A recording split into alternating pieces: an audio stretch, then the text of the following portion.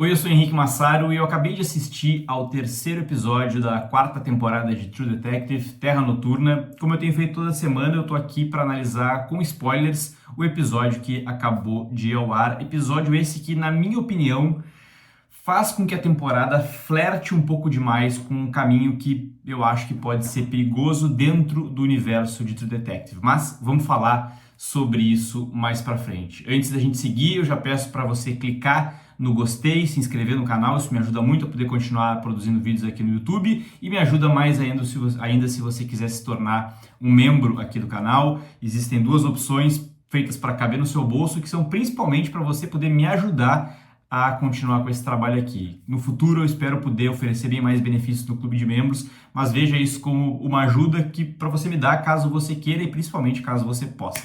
Mas se você não puder, clicando no like, comentando, compartilhando com os amigos, esse vídeo aqui você já me ajuda bastante. Beleza? Sem mais delongas, vamos falar sobre esse episódio que, assim como os outros, está sendo uma toada bem importante dessa quarta temporada da série. Existe um esforço muito grande em fazer uma ligação do que está sendo mostrado aqui com a primeira temporada, que indiscutivelmente, como eu já falei aqui, como eu acho que todo mundo concorda, é a melhor de todas, né? A primeira temporada que foi ao ar exatamente 10 anos atrás. Inclusive, no último vídeo do segundo episódio, me passou batido um detalhe que vocês comentaram aqui, eu não sei como me passou batido, mas obrigado por terem comentado, eu vou fazer o disclaimer aqui, vou fazer o reparo desse erro, que uma ligação bem importante que eles fizeram foi mostrar, sugerir, não houve uma conclusão quanto a isso, mas é bem provável que sim, houve uma menção ao cara que talvez seja o pai do Rustin Cole, personagem do Matthew McConaughey na primeira temporada, porque o Rustin Cole falou que o pai dele se chamava Travis, né? Cole, provavelmente, que é o sobrenome dele, e que era um cara que morava no Alasca. E o Travis é o cara que se relacionava ali com uma das mulheres e que apareceu para ela numa visão na neve, mostrando onde estava o corpo dos cientistas. E ela fala que o nome dele é Travis Cole. Pode ser apenas um easter egg, mas é bem provável que... Bem provável não, né? A gente tem que esperar para ver, mas talvez haja uma ligação maior com relação a isso. Não é... Por acaso, certamente não é. Houve uma intenção clara de fazer essa ligação. Dito isso, estabelecendo uma das coisas que eu acho que é importante, né, que foi feito nos outros episódios e que é feito nesse episódio aqui, que também tem ligação com a primeira temporada, é estabelecer um contraste entre as duas protagonistas, como havia claramente ali entre o Marty e o Rust. No entanto, um contraste que, no entanto, a gente ia percebendo aos poucos que eles tinham várias coisas em comum, os dois eram homens quebrados, cada um à sua maneira, mas as suas personalidades contrastavam bastante. E aqui, a Danvers e a Navarro, acontece a mesma coisa. Uma delas, que é o caso da Danvers, é uma pessoa muito mais terrena. Ela é uma pessoa provavelmente desprovida de fé e em que, inclusive, debocha um pouco das crenças do povo ali daquele local, né, do povo nativo daquele local. Existe todo um embate entre os brancos e os nativos ali, e ela, não é que ela toma um partido do lado contrário aos nativos, mas ela dá indícios de que ela não tem muita paciência para discussão e tal, que ela não compartilha muito das crenças daquele povo e tudo mais. No entanto, em outros momentos ela mostra que ela tem respeito por aquelas pessoas também, mas é uma questão bem importante dela. Ela é alguém absolutamente terrena e praticamente sem nenhum traço de fé aparente, enquanto a outra, a Navarro, que é descendente do povo Inupiaq, que é o povo nativo ali daquela região do Alasca, ela carrega muito mais essa questão de crença. Ela diz, inclusive, que ela reza no seu tempo livre e tal, e ela é mostrado durante vários momentos do episódio, sugerido não, é mostrado mesmo o como ela escuta vozes, ela tem algumas visões e tal, o que eu acho que faz sentido ela carregar essas crenças, porque ela de fato é alguém descendente daquele povo, ela tem aquilo na natureza dela, e eu acho que faz muito sentido também para ver esse contraste entre elas, que é bem interessante, haver esse embate de ideais, de visão de mundo, e eu acho que é interessante para a composição da personalidade dessa pessoa, da Navarro, que é essa detetive da polícia estadual. Acho que isso faz todo sentido, porém, esse flerte com o que não é terreno vai representar um perigo para True Detective para a quarta temporada, na minha opinião, sobre o qual, como eu já prometi, eu vou falar mais para frente. Mas o principal que eu acho que esse episódio aqui faz com relação a ligar essa temporada com a primeira é a questão do passado que as duas policiais dividem. A Danvers, ela conta pro Peter, aquele policial mais jovem que tá sempre acompanhando ela, que elas, de fato, as duas brigaram por conta de um caso em que elas trabalhavam juntas anos atrás, um caso de um homem mais velho que se envolveu com uma jovem de 18 anos e claramente era um abusador, um agressor, bateu nela várias vezes e elas nunca conseguiam convencê-la a prestar queixa para que elas pudessem prendê-la. Até que um dia elas receberam um chamado para atender um assassinato seguido da pessoa ter se matado. E aí ela vai contando que elas chegaram lá e viram que a jovem estava morta e que o cara estava morto também, não havia nada que elas pudessem ter feito e tal. No entanto, a imagem, ela vai contando isso, a gente vai ouvindo a voz dela, mas a imagem nos mostra uma contradição total com o relato que ela tá dando pro Peter. A gente vê que elas chegam no lugar e o cara ainda tá vivo, assobiando, sorrindo para elas, e nada é mostrado depois, deixando bem evidente que elas fizeram ali a justiça como acharam melhor, com as próprias mãos, e eliminaram esse cara. Não nos deixa claro, no entanto, quem foi que tomou essa atitude. Isso é um mistério que vai ficar mais pra frente, mas esse é claramente o motivo pelo qual elas brigaram. E essa narrativa, essa história contada e que é desmentida pelo que a imagem mostra para nós, para os espectadores, no entanto não para o personagem que está ouvindo a história, é praticamente idêntico ao que acontece com o Rust e com o Marty na primeira temporada, lá quando eles matam o Reg LaDuff. Que eles contam que aliás, uma cena brilhante, né? Eles contam que eles chegaram lá e teve uma troca de tiros e tal, e a imagem vai mostrando na verdade que não, que o Marty viu que uma das crianças que estavam sendo torturadas e abusadas pelo Reg LaDuff e vai lá e mata ele com as próprias mãos, e os dois combinam de manter uma outra versão da história. Isso diferente do que acontece aqui, né? No entanto, isso acaba aproximando os dois ali, né? Eles compartilham esse segredo juntos e, ao fim e ao cabo, até vai acabar prejudicando a investigação deles, né? Porque aquele cara, eles acham que o caso vai estar encerrado, na verdade não. Aqui não parece haver nenhuma ligação com o que está acontecendo. Apenas a conexão com a primeira temporada é apenas o fato delas compartilharem esse segredo, aparentemente. Mas elas brigaram, a gente fica sem saber quem foi que tomou ali a atitude e quem discordou de quem. Mas enfim, essa é a ligação mais forte desse terceiro episódio com a primeira temporada. O episódio, ele, né, esquecendo um pouco isso, ele é bastante importante em termos de descobertas. As duas policiais, elas descobrem, por exemplo, que a Annie, essa jovem, né, que foi assassinada anos antes e cuja língua decepada apareceu lá na estação de Salau, quando os cientistas desapareceram.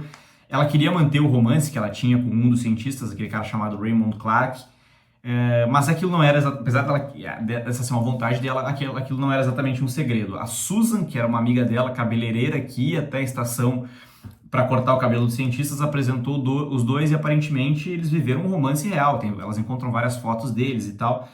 E o esse Raymond, nunca representou um perigo aparente para Annie. Ele nunca deu a entender que ele poderia ser violento com ela, nem nada assim.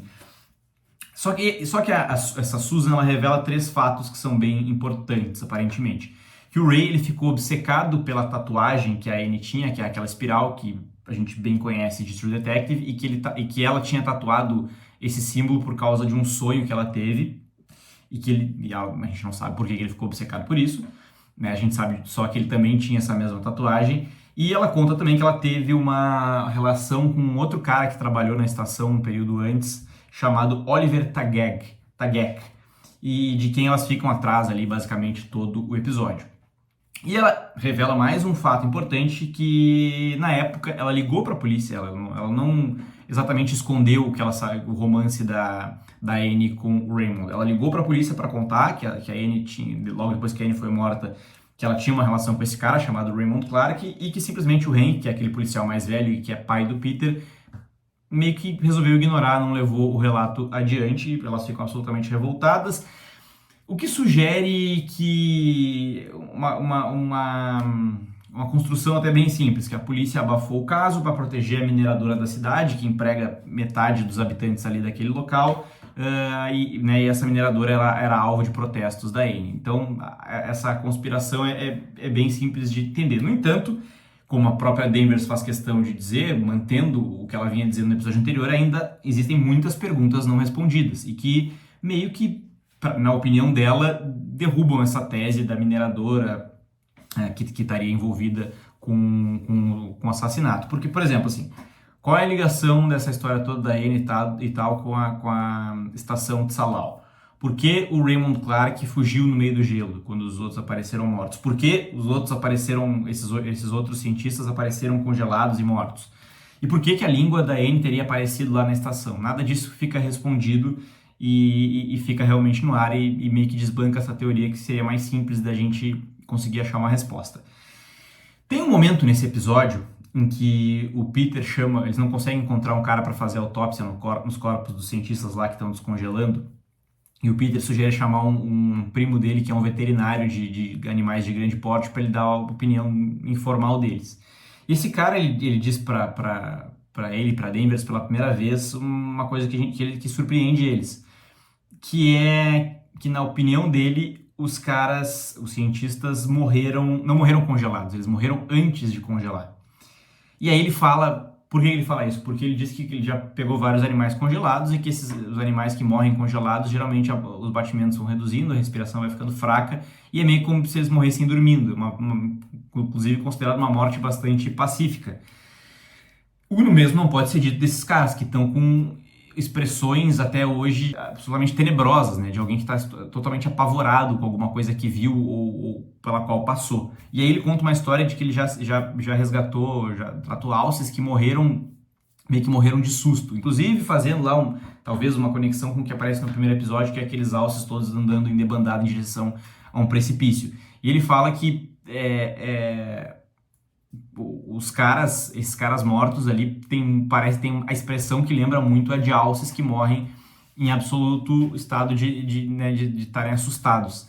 E esse para mim, eu tô trazendo isso porque esse para mim é o exemplo perfeito de como o True Detective consegue flertar na medida certa ali no limiar entre algo sobrenatural e o real mesmo. Eu acho que isso é o que fazia muito bem na primeira temporada, que era sugerir, salpicar, deixar ali em doses menores, plantar uma dúvida na nossa cabeça, será que tem algo sobrenatural acontecendo aqui? Será que isso não pode ser explicado por uma coisa mais racional? Isso estava na fala dos personagens e tal, mas sempre ficava nesse limiar, sem nunca nos deixar ter essa certeza, até que, no fim das contas, a gente descobria que existia uma explicação lógica e terrena para tudo isso. Porém, nessa cena isso acontece muito bem, porém não é o que me parece acontecer no restante do episódio e no que a série está se propondo. E talvez seja um pouco injusto e chato até ficar comparando com a primeira temporada o tempo inteiro, mas a gente precisa lembrar que a própria série está vendendo essa temporada dessa forma, né? E tá não só vendendo nas entrevistas e falando sobre isso, nas entrevistas de divulgação, como também tá mostrando a cada episódio que eles querem estabelecer uma ligação com a primeira temporada. Então, nada mais justo do que a gente comparar o que tem que ser comparado. E, inclusive, comparar o que já foi estabelecido pelo universo de True Detective, né?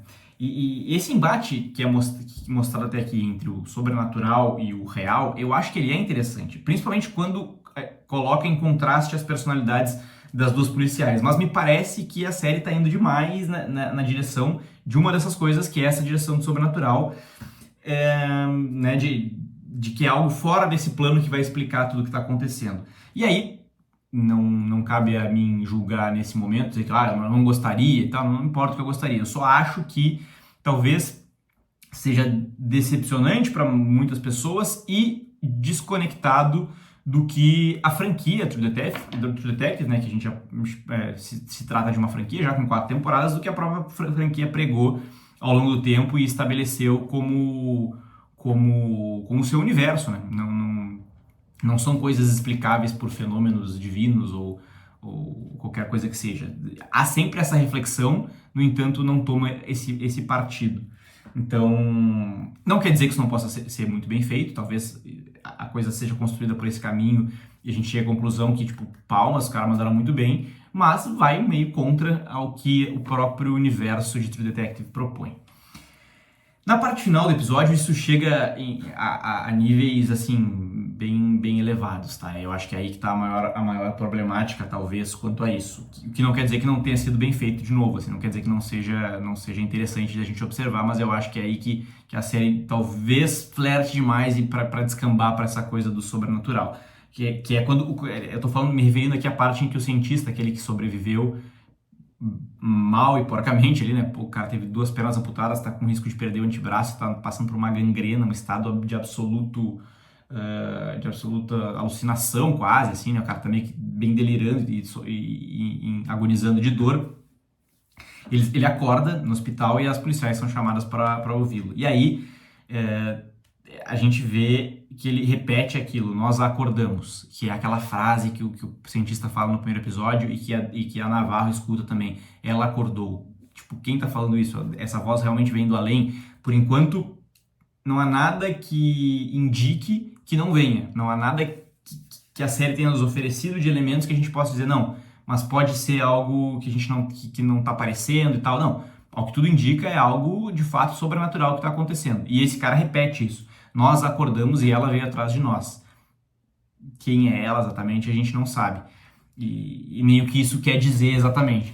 E aí ele fala que ela tá vagando no gelo e tal, porque ela foi atrás deles. E depois, aí, mais ainda, a True Detective nos mostra uma cena que é bem de filme de terror mesmo. Não é já nem mais de uma questão de suspense. Que a Navarro fica sozinha com esse cientista, porque elas vão atender ali a Danvers e os médicos vão separar uma briga que tá rolando no saguão do hospital. E aí o enquadramento brinca com a gente, assim, tirando o cientista que tá deitado de cena, ficando só ela parada ali na porta, e quando volta, o cara tá sentado, assim, e olhando para ela. E aí chama ela pelo nome e diz que a mãe dela, que morreu anos antes, e que ela contou nesse episódio que foi assassinada, sem nunca ter contado para ela o nome nativo dela, ele fala que a mãe dela está à espera dela. E aí depois ainda vai ter, né, o cliffhanger do episódio, que é eles conseguindo desbloquear o celular da Annie, provavelmente, ou do Raymond, não importa, mas é um vídeo da Annie instantes antes de ser assassinada, assim, e ela querendo revelar alguma coisa, mas aí ela é pega e morta, e o episódio acaba.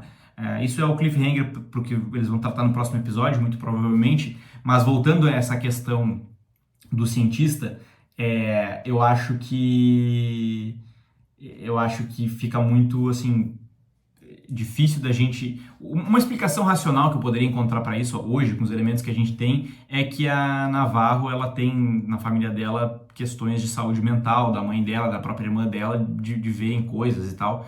Talvez seja isso que esteja acontecendo, e a gente não sabe. Mas eu já acho que é forçar um pouco. Eu acho que a série realmente tá se desenhando para ir para explicar coisas pro lado do sobrenatural mesmo, mas eu ainda não perdi as esperanças de que haja uma explicação racional para tudo isso e que isso seja simplesmente mais um flerte um pouco mais pesado com esse lado aí que não pode ser explicado por razões humanas. Não perdi as esperanças, no entanto, eu estou aberto ao que a série vai me mostrar. Se eles forem partir para esse lado, que eu de novo acho arriscado e pouco coerente com o universo de True Detective, eu espero que eles façam isso bem feito. Nesse episódio eu acho que foi bem feito. Só me deixou realmente com esse gostinho assim de um pé atrás mesmo. Mas é isso, não perdi as esperanças, estou aqui e semana que vem vou estar de novo pra gente seguir conversando sobre True Detective Terra Noturna. Beleza? Era isso que eu tinha pra dizer. Até o próximo vídeo e tchau!